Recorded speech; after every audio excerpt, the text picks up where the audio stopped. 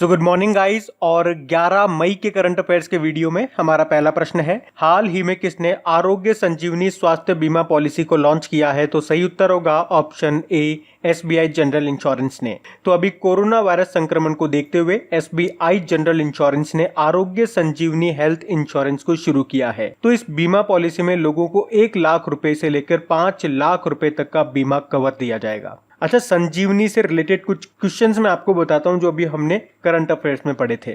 जैसे अभी हमने पढ़ा था कुछ महीने पहले, शायद पिछले महीने पढ़ा था, मध्य प्रदेश सरकार ने कोविड-19 के संदिग्ध रोगियों की बिना छुए जांच करने के लिए संजीवनी वाहन को लॉन्च किया था। इसके अलावा कल ही पढ़ा था जो हमारे स्वास्थ्य मंत्री हैं डॉक्टर हर्षवर्धन जी, उन्होंने आयुष संजीवनी एप्लीकेशन को लॉन्च किया था। और आज एसबीआई जनरल इंश्योरेंस ने लॉन्च किया ये आरोग्य संजीवनी स्वास्थ्य बीमा पॉलिसी। तो इस तरह से आप चीजों को लिंक कर करके याद रखोगे ना, तो आप उतने ही समय में जितने में एक क्वेश्चन आप कर पा रहे हो, आप एक से ज्यादा क्वेश्चन को कवर कर पाओगे। मतलब कम समय में ज्यादा फायदा, और इसे आप हर सब्जेक्ट में यूज कर सकते हो। मैं आपको कई बार बताता हूँ। बाकी ऑप्शन की बात कर लेंगे तो आईसीआईसीआई लोम्बार्ड, अभी इसने फ्लिपकार्ट के साथ समझौता किया था बीमा पॉलिसी शुरू करने के लिए कोविड-19 के खिलाफ, और भारत पे के साथ भी इसने दुकानदारों को बीमा पॉलिसी देने के लिए समझौता किया था।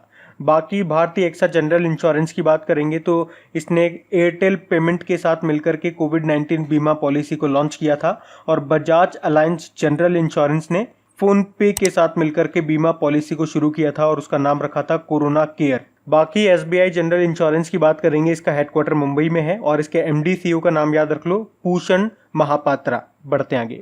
फिर हाल ही में कोरोना वायरस से हिंद महासागर के द्वीप देशों की मदद करने के लिए भारत सरकार ने कौन सा मिशन शुरू किया है?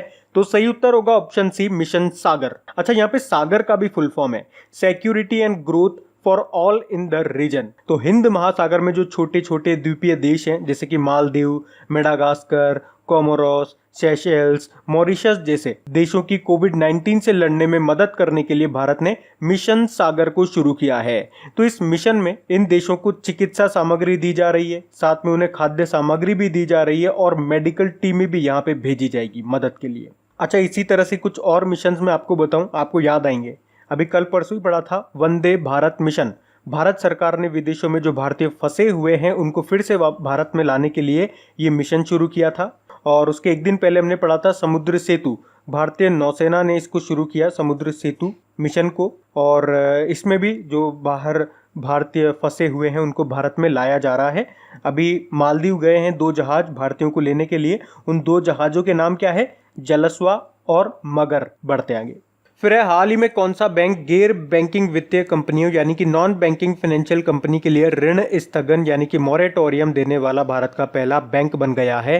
सही उत्तर होगा option B, Punjab National Bank. अच्छा, ये ऋण स्थगन यानी कि मॉरेटोरियम, शायद ये आपको समझ में नहीं आया होगा। सिंपल करके मैं आपको समझाता हूँ। जैसे कि जिन नॉन बैंकिंग फाइनेंशियल कंपनीज ने पंजाब नेशनल बैंक से लोन लिया है तो उन्हें हर महीने उसकी किस्त भी भरनी पड़ती है। लेकिन अभी कोरोना के कारण सभी को नकदी की समस्या आ रही है, सबकी आर्थिक कंडीशन बिगड़ी हुई है। तो अभी पंजाब नेशनल बैंक ने जो किस्त है, जो इंस्टॉलमेंट है, उसको बाद में देने को कह दिया है कि अभी मत दो, बाद में दे देना। तो यही इसका मतलब हो गया। और सबसे पहले पंजाब नेशनल बैंक ने ये घोषणा की थी और उसके बाद स्टेट बैंक ऑफ इंडिया ने भी कर दी है। यानी कि जिन नॉन बैंकिंग फाइनेंशियल कंपनीज ने एसबीआई से लोन लिया होगा तो अभी एसबीआई ने भी कह दिया है कि किस्त अभी मत दो, बाद में दे देना। अच्छा, पंजाब नेशनल बैंक से आपको एक इंपॉर्टेंट पॉइंट याद आया होगा। अभी आपको पता है 12 बैंकों का विलय होकर के 4 बैंक बन गए और अभी 1 अप्रैल से वो लागू भी हो गए। तो पहले तो आपको ये 12 बैंक के नाम पता होने चाहिए और किनका किसमें विलय हुआ है, मर्ज हुआ है, ये भी आपको याद होना चाहिए। चलिए एक बार फिर मैं आप लोगों को रिवाइज करवा देता हूँ। अभी यूनाइटेड बैंक ऑफ इंडिया और ओरिएंटल बैंक ऑफ कॉमर्स का विलय हो गया पंजाब नेशनल बैंक में, और इस तरह से ये एसबीआई के बाद देश का दूसरा सबसे बड़ा बैंक बन गया। उसके अलावा सिंडिकेट बैंक का विलय हो गया कैनरा बैंक में, इलाहाबाद बैंक का मर्जर हो गया, विलय हो गया इंडियन बैंक में, और आंध्रा बैंक और कॉरपोरेशन बैंक का विलय हो गया यूनियन बैंक ऑफ इंडिया में। तो ये आपको याद होने ही चाहिए। बाकी पंजाब नेशनल बैंक की बात करेंगे तो इसका जो हेडक्वार्टर है नई दिल्ली में है, और इसके एमडी सीईओ का नाम क्या है? एसएस मल्लिकार्जुन राव। ये कुछ समय पहले ही नए बने थे, तो इनका नाम भी ध्यान रखना। बढ़ते आगे।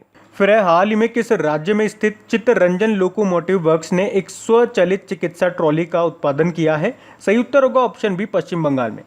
तो अभी पश्चिम बंगाल में स्थित जो चित्तरंजन लोकोमोटिव वर्क्स है वहां पे ऑटोमेटिक मेडिकल ट्रॉली बनाई गई है जो बिना किसी इंसान की सहायता से चल सकती है और अस्पताल में जो रोगी होते हैं, जो मरीज होते हैं, वहां तक पहुंच सकती है। एक्चुअली में ये जो ट्रॉली है ये रिमोट से कंट्रोल होती है, ऑपरेट होती है और मरीजों तक दवाइयाँ वगैरह इसके थ्रू पहुंचाई जा सकती है। इसमें एक कैमरा लगा हुआ है और एक मोबाइल फोन भी लगाया गया है जिसके थ्रू डॉक्टर मरीजों से बात कर सकते हैं। तो याद रखना, चित्तरंजन लोकोमोटिव वर्क्स ये आपका है कहाँ पे? पश्चिम बंगाल में। अब पश्चिम बंगाल में है तो ये रहा मैप में पश्चिम बंगाल।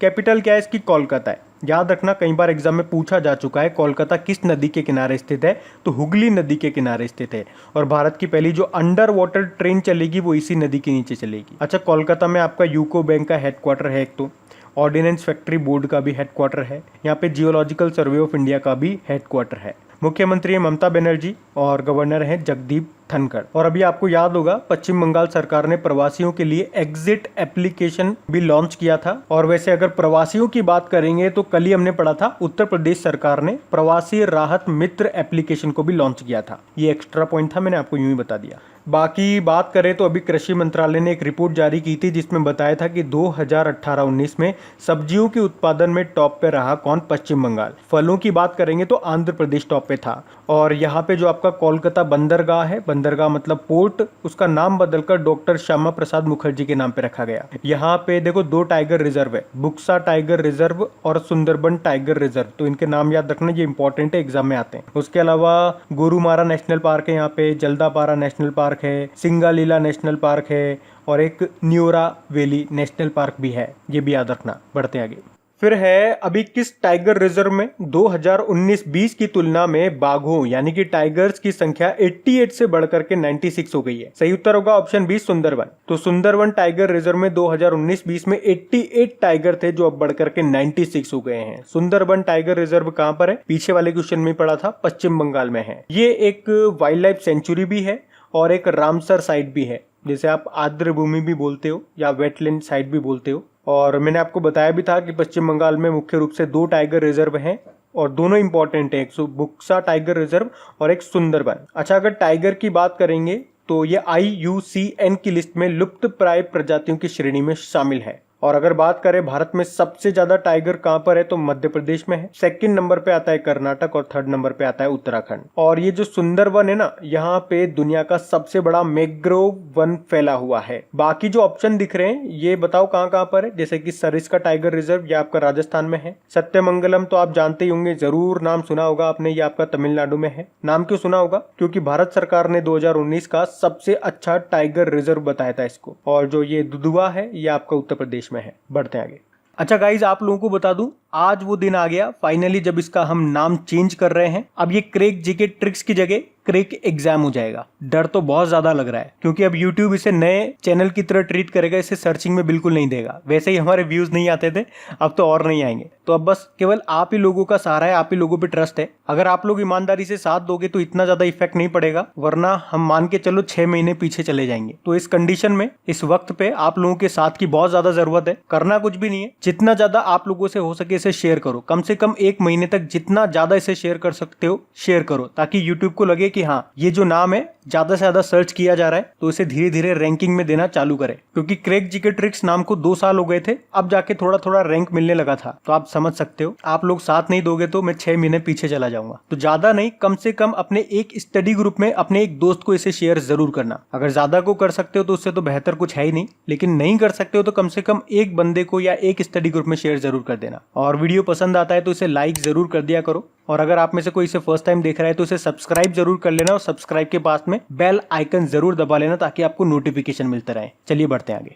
फिर है हाल ही में नोमुरा ने वित्त वर्ष 2020-21 के लिए भारत की जीडीपी ग्रोथ रेट को घटा करके कितना रहने का अनुमान लगाया है? तो सही उत्तर होगा ऑप्शन बी, माइनस का 5.2%। नोमुरा ये जापान की एक फाइनेंशियल कंपनी है और अभी इसी ने वित्त वर्ष 2020-21 के लिए भारत की जीडीपी ग्रोथ रेट माइनस का 5.2% रहने का अनुमान लगाया है। अच्छा, अभी और भी काफी सारे इंस्टीट्यूशंस ने, ऑर्गेनाइजेशंस ने भारत की जीडीपी ग्रोथ रेट का जो अनुमान लगाया था, जो प्रोजेक्शंस थे, उनका एक कंप्लीट अपडेटेड लिस्ट मैं यहाँ पे आपको प्रोवाइड कर रहा हूँ, तो वो आप देख सकते हो। और मैं फिर भी कहूँगा फ्यूचर में आप इनसे अपडेट जरूर रहना, क्योंकि अगर कोई चेंज होती है तो वहां पे अपडेटेड लिस्ट में आपको फिर से दूंगा। और अभी तो कल भी हमने पढ़ा था कि मूडीज ने वित्त वर्ष 2020-21 के लिए भारत की जीडीपी ग्रोथ रेट 0% रहने का अनुमान लगाया था। और मूडीज ने, आप इस लिस्ट में देखेंगे नीचे यहाँ पे 0.2% लिखा हुआ है, ये है वित्त वर्ष 19-20 के लिए, तो कंफ्यूज मत होना। बढ़ते आगे। फिर है, हाल ही में 15वें वित्त आयोग की सलाहकार परिषद के सदस्य के रूप में किसे शामिल किया गया? सही उत्तर होगा ऑप्शन ए, कृष्णमूर्ति सुब्रमण्यम को। आपको याद होगा ये हमारे मुख्य आर्थिक सलाहकार यानी कि चीफ इकोनॉमिक एडवाइजर हैं। कौन? कृष्णमूर्ति सुब्रमण्यम। और अभी इन्हीं को 15वें वित्त आयोग की सलाहकार परिषद में सदस्य के रूप में शामिल किया गया है। अच्छा, 15वें वित्त आयोग के अध्यक्ष कौन है? NK सिंह हैं।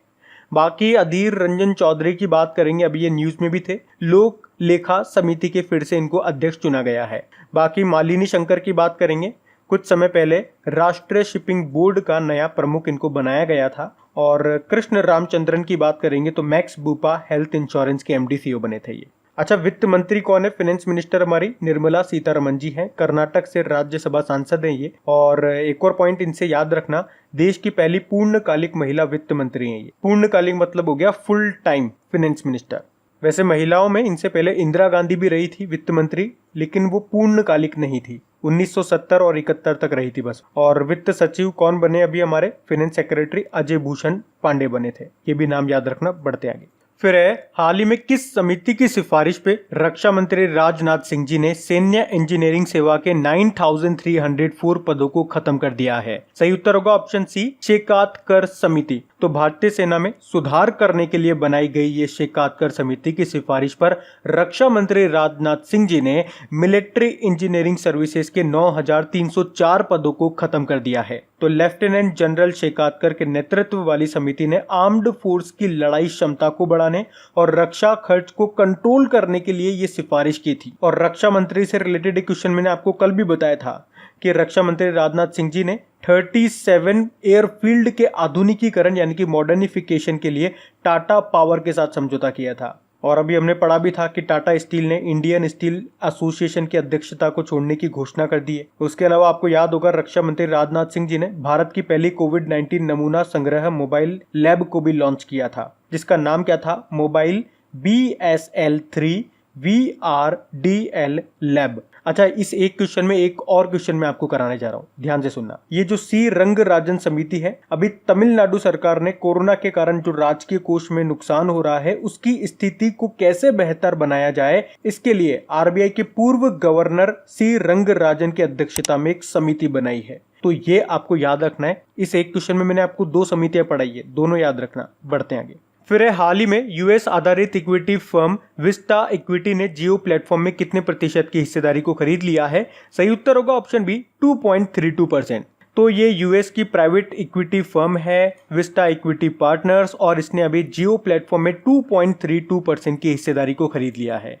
और इस तरह से ये रिलायंस जियो में तीसरा सबसे बड़ा निवेश है, और ये सौदा 11,367 करोड़ रुपए में हुआ है। आपको याद होगा सबसे पहले फेसबुक ने जियो प्लेटफॉर्म में 9.99% की हिस्सेदारी खरीदी थी। उसके बाद अमेरिकी कंपनी सिल्वर लेक ने 1.15% हिस्सेदारी खरीदी, और अब इसने 2.32% हिस्सेदारी खरीद ली है। अच्छा, मुकेश अंबानी जी अपनी हिस्सेदारी बेच क्यों रहे हैं? तो आपको शायद याद होगा पिछले साल उन्होंने ऐलान किया था कि मार्च 2021 तक कंपनी को कर्ज मुक्त बनाया जाएगा, और इसी कारण से ये अपनी थोड़ी थोड़ी हिस्सेदारी बेच रहे हैं। बढ़ते हैं आगे।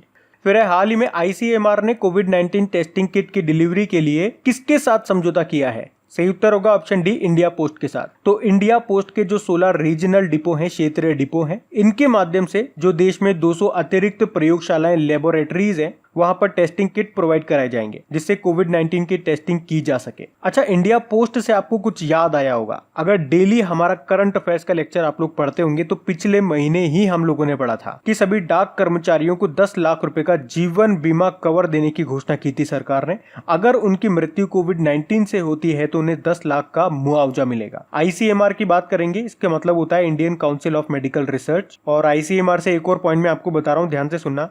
अभी ICMR ने कोरोना की वैक्सीन बनाने के लिए भारत बायोटेक इंटरनेशनल के साथ समझौता किया है। बढ़ते आगे।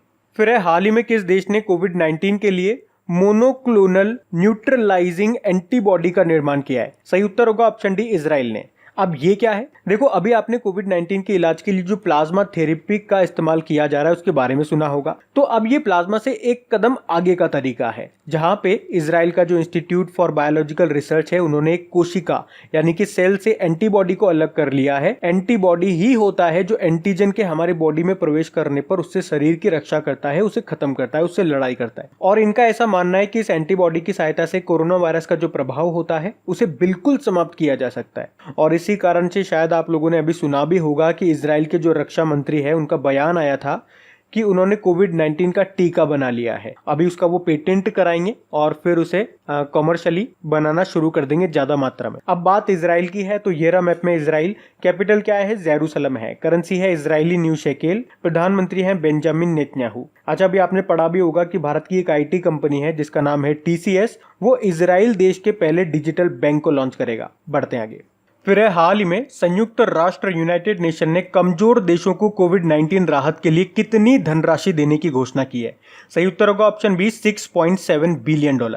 देखो एक्चुअली में यूनाइटेड नेशन ने पहले कोविड-19 के खिलाफ लड़ने के लिए कमजोर देशों को $2 बिलियन अमेरिकी डॉलर देने की घोषणा की थी, लेकिन अब इस राशि को बढ़ा करके $6.7 बिलियन कर दिया है और इस योजना को वैश्विक मानवीय प्रतिक्रिया योजना नाम दिया है। यूनाइटेड नेशन का कहना है कि इस वायरस से सबसे ज्यादा प्रभावित होंगे गरीब देश, इसीलिए इन देशों पर ध्यान देना महत्वपूर्ण है। अच्छा, ये क्वेश्चन हो गया है। इसके अलावा एक क्वेश्चन मैं आपको और बता रहा हूँ। अभी एशियन इंफ्रास्ट्रक्चर इन्वेस्टमेंट बैंक ने भी भारत को कोविड-19 से निपटने के लिए $500 मिलियन देने की घोषणा की है। इसके अलावा एक और प्रश्न सुनो। अभी एशियन डेवलपमेंट बैंक ने बांग्लादेश को भी $500 मिलियन लोन देने की घोषणा की है। इसके अलावा एक और प्रश्न सुनो। अभी वर्ल्ड बैंक ने अफगानिस्तान को कोविड-19 के खिलाफ मुकाबला करने के लिए सहायता स्वरूप $400 मिलियन लोन देने की घोषणा की है। तो ये इस एक क्वेश्चन में मैंने आपको 4 क्वेश्चन कराए हैं जो कि एक ही कैटेगरी के हैं, यानी कि अलग अलग इंस्टीट्यूशंस हैं, बैंक्स जो कि लोन दे रहे हैं। तो जब आप इनको नोट करोगे तो आप इसको एक साथ नोट कर सकते हो, इसीलिए मैंने आपको एक साथ बता दिया। इससे हमारी टाइम की भी बचत हो गई, आपको इन्फॉर्मेशन भी मिल गई। वरना फिर मैं फॉर्मेलिटी के तौर पर इन 4 क्वेश्चन को अलग अलग करके 4 बताता, नंबर ऑफ क्वेश्चन ज्यादा बता देता, वो सब शो ऑफ करना मुझे आता नहीं। बाकी बस सारी इन्फॉर्मेशन आपको मिल जाए और जितना मेरे से पॉसिबल हो उतने कम समय में मैं आपको सारी इन्फॉर्मेशन दे दूं, यही मेरा मकसद है। बाकी यूनाइटेड नेशन की भी बात कर लेते हैं। इसकी स्थापना हुई 24 अक्टूबर 1945 को और याद रखना इसी कारण से 24 अक्टूबर को हम यूनाइटेड नेशन डे के रूप में मनाते हैं। वैसे 24 अक्टूबर को और भी इंपॉर्टेंट डे होते हैं, जैसे कि world polio day, national food day भी होता है। हेडक्वार्टर इसका न्यूयॉर्क में है और इसके सेक्रेटरी जनरल है एंटोनियो गुटेरेस, जो कहां से हैं, जो पुर्तगाल से हैं। इसके अलावा एक यूनाइटेड नेशन से इंपॉर्टेंट पॉइंट याद रखो, अभी करंट अफेयर्स का है। यूनाइटेड नेशन में भारत के स्थायी प्रतिनिधि कौन बने, रिप्रेजेंटेटिव TS तिरुमूर्ति बने, तो ये नाम ध्यान रखना। अब बात करेंगे कल के वीडियो में पूछे गए प्रश्न के उत्तर की। तो कल के वीडियो में आपसे पूछा गया था अभी किस राज्य सरकार ने सरकारी कर्मचारियों की जो रिटायरमेंट एज है उसको 58 ईयर से बढ़ा करके 59 ईयर कर दिया। सही उत्तर था ऑप्शन बी, तमिलनाडु। आप सभी ने प्रश्न का बिल्कुल सही उत्तर दिया है। और गाइज, अगर वीडियो को आप लाइक और शेयर करना भूल गए हैं, जो कि अब तो सबसे ज्यादा जरूरी है, अब ही आप लोगों की मुझे सबसे ज्यादा हेल्प चाहिए, तो प्लीज हेल्प जरूर करिए, सपोर्ट जरूर करिए। तो गाइज, इन सभी क्वेश्चंस का क्विज बना करके मैंने एप्लीकेशन पे अपलोड कर दिया है। तो अगर आपने वीडियो बिल्कुल ध्यान से देख लिया है तो वहां जाइए और इन सभी क्वेश्चंस का आप प्रैक्टिस लगा लीजिए, ताकि ये सारे क्वेश्चंस आपको अच्छी तरीके से याद हो जाए। और जो नए स्टूडेंट इससे पहली बार देख रहे हैं, आपको बता दूं कि क्विज में अब रैंकिंग फीचर भी ऐड हो चुका है। तो अगर आप कम समय में ज्यादा से ज्यादा क्वेश्चन राइट करते हो तो आपका नाम आपके फोटो के साथ टॉप 10 स्टूडेंट्स में आपको दिखाई देगा। आपको ही नहीं, जितने भी लोग क्विज लगाएंगे उन सबको दिखाई देगा, कुछ इस तरीके से, ताकि आपको भी एक अंदर से मोटिवेशन मिल सके कि आपको भी यहां तक पहुंचना है, ताकि सब लोग आपको टॉप 10 में देख सकें। लेकिन इसका मतलब ये नहीं कोई शॉर्टकट तरीका आपको अपनाना है। यहाँ पे आप अपनी प्रैक्टिस कर रहे हो तो बिल्कुल ईमानदारी रखना, क्वेश्चन को पूरा रीड करना और ध्यान से आंसर लगाना। और वैसे भी आप तो आपकी इन करंट अफेयर्स का रिवीजन करवाने के लिए मैं इसका ऑडियो भी तैयार कर रहा हूँ, तो दिन में 4 से 5 मिनट निकाल करके वो आप ऑडियो सुन लीजिए, ताकि आपका इन करंट अफेयर्स का फिर से रिवीजन हो जाए। क्योंकि आपको पता है चीजों को पढ़ना इंपॉर्टेंट है, लेकिन समय समय पर उनका रिवीजन करना बहुत ज्यादा जरूरी है। रिवीजन नहीं करोगे तो वो सारी चीजें आप भूल जाओगे। तो आप ही के लिए मैं इसका रिवीजन ऑडियो तैयार कर रहा हूँ। तो उस ऑडियो का लिंक मैंने नीचे डिस्क्रिप्शन में दे दिया है, वहां जाकर के आप मुझे फॉलो कर लीजिए। और फॉलो करने के बाद में पास में जो बेल आइकन आएगा आप उसे जरूर दबा लेना, ताकि जब भी मैं ऑडियो अपलोड करूँ उसका नोटिफिकेशन आपको मिल सके। और एप्लीकेशन अगर अभी तक आपने डाउनलोड नहीं किए तो उसका लिंक भी आपको नीचे मिल जाएगा। वहीं पे आपको क्विज, वीडियो, PDF सब मिल जाएंगे। तो इस प्रश्न का उत्तर आता है तो कमेंट बॉक्स में जरूर टाइप करिए। चलिए अब मिलते हैं करंट अफेयर्स के रिवीजन वीडियो में। Thank you guys.